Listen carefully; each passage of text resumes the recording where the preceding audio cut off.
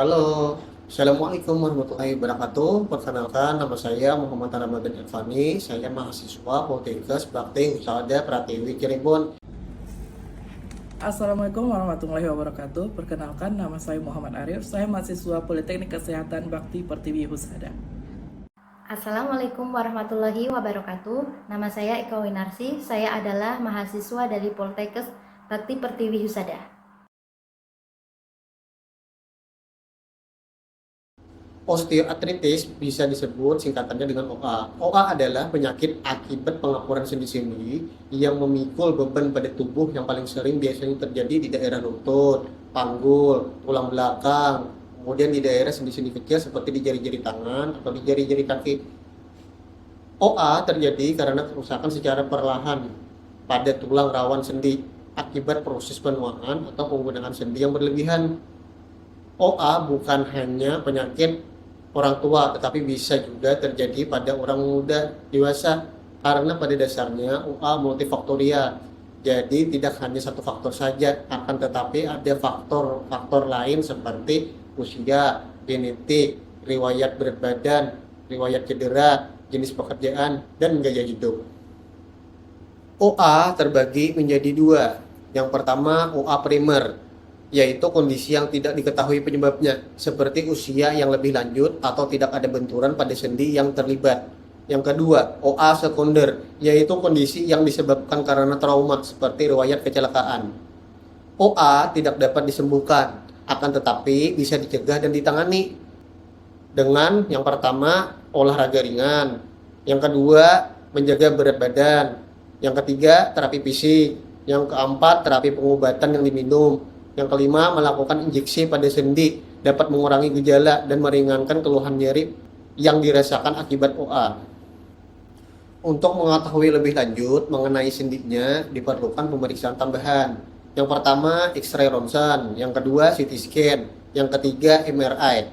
Pemeriksaan tersebut kita gunakan untuk menentukan tingkat keparahan atau lokasi yang lebih tepat untuk melakukan tindakan selanjutnya seperti tindakan bedah. Tindakan bedah dilakukan ketika orang tersebut sudah nyeri berat, gangguan fungsi terganggu, atau bentuk sendi yang tidak sesuai. Mungkin apabila Anda merasakan gejala-gejala tersebut, segera berperiksa ke dokter. Terima kasih.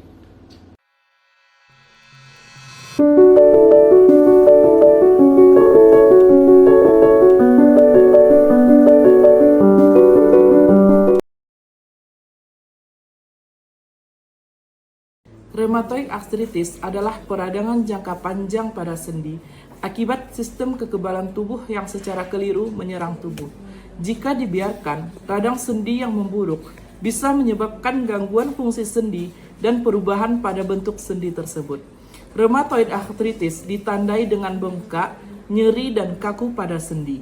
Gejala ini bisa muncul di sendi jari tangan, kaki, ataupun sendi lutut. Selain menyerang sendi, rheumatoid arthritis juga bisa menyerang organ lain seperti kulit, pembuluh darah, paru-paru, dan jantung.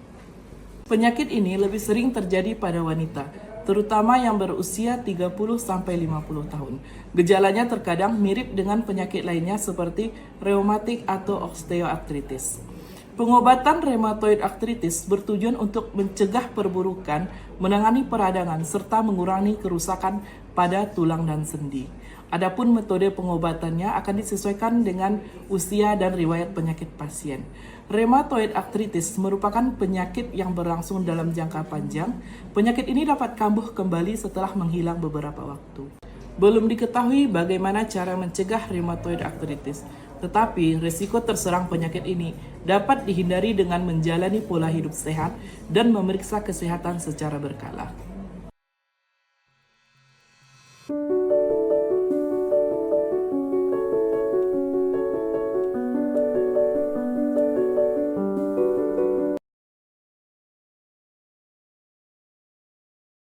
Artritis adalah penyakit peradangan pada sendi yang ditandai dengan ditemukannya monosodium urat pada cairan sendi bahkan jaringan lain.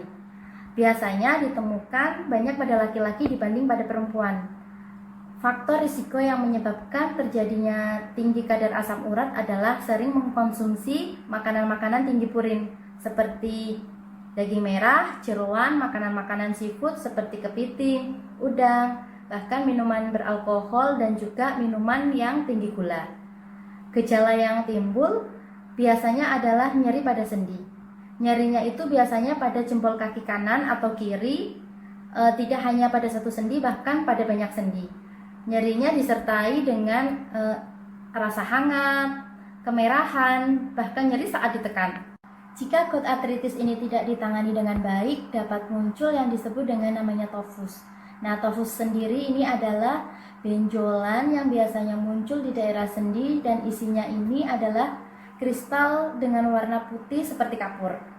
Cara menegakkan diagnosis gout arthritis ini adalah yang pertama kita periksa cairan sendinya apakah ditemukan kristal monosodium urat.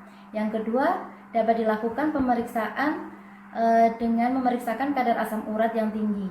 Biasanya lebih dari 6,8 sampai 7. Nah, bagaimana cara mencegah gout arthritis? Yang pertama, kita harus mencegah meningkatnya kadar asam urat di dalam darah. Caranya adalah hindari makanan-makanan tinggi purin. Jangan lupa konsumsi banyak air putih 8 sampai 16 liter per hari. Kemudian jangan lupa hentikan merokok dan juga stop minuman beralkohol.